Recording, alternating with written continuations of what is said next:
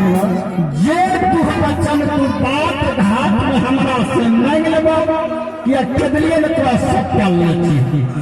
ये कोई तू मांगबो सारा पूरा कर बाबू हम जल्दी चल बाबू हम के भक्ति के बच्चन को पूरा कर बहिर के दीवार पहिल सोहरी का वीरान बना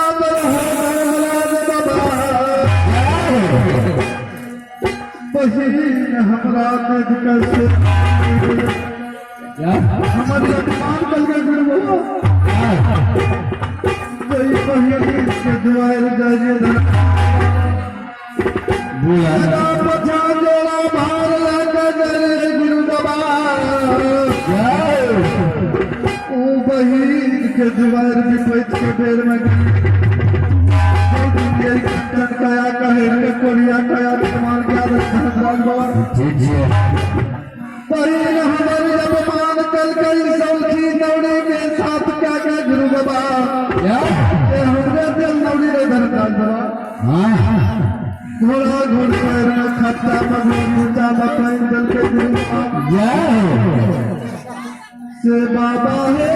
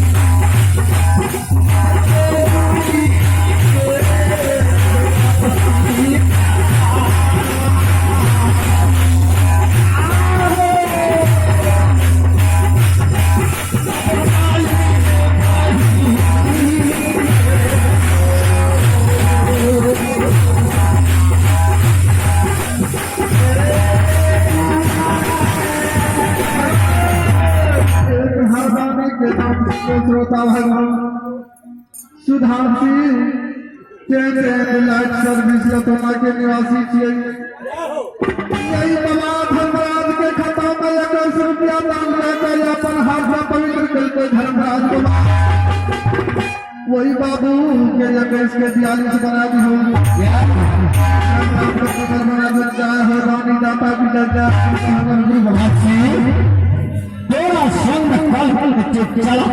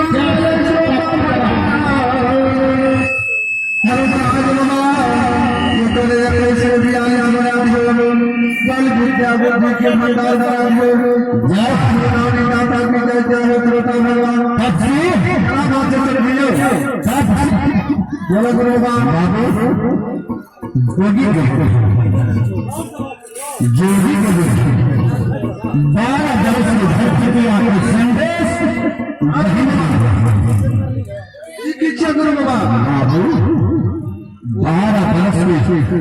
नेत्र से 12 पसीने की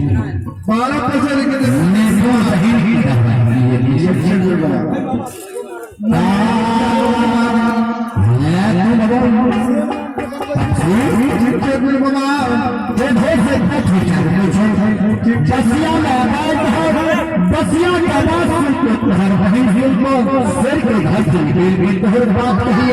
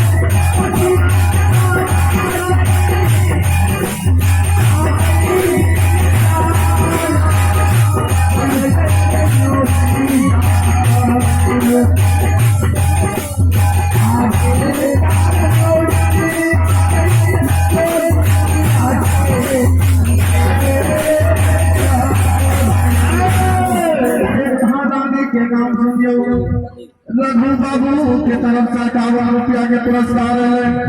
और पृथ्वीलाल बाबू जनता के तरफ से 21 रुपया के पुरस्कार है। धर्मराज बाबा मकर कांड के कार्यक्रम पूरा कर दियो कि क्या हमारी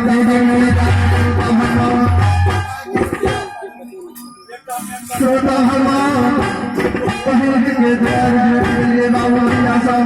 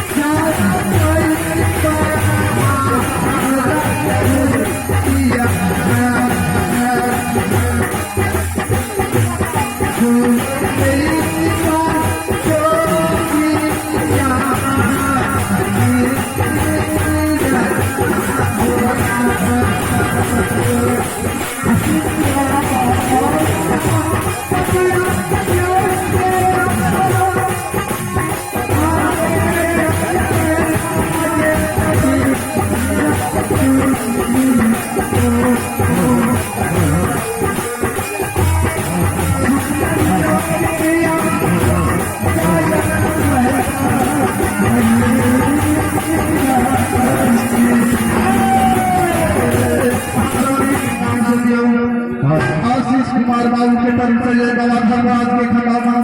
11 रुपया के पहले श्रोता धर्मराज बाबा वो बच्चा के 11 के पैसे बना दिए बिगड़ का गदर बना दिए क्या हो श्रोता भगवान एक नारी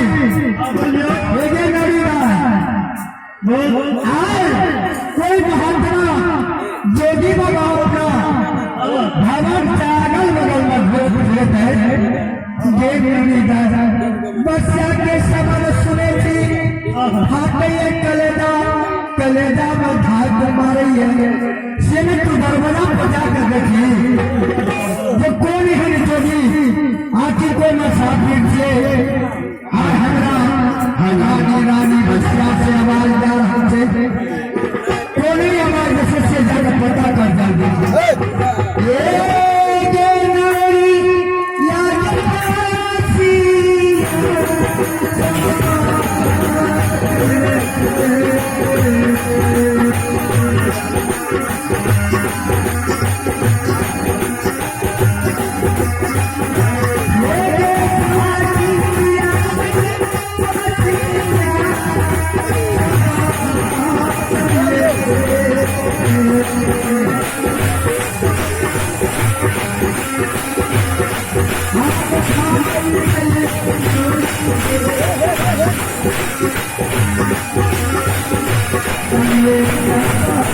Thank you.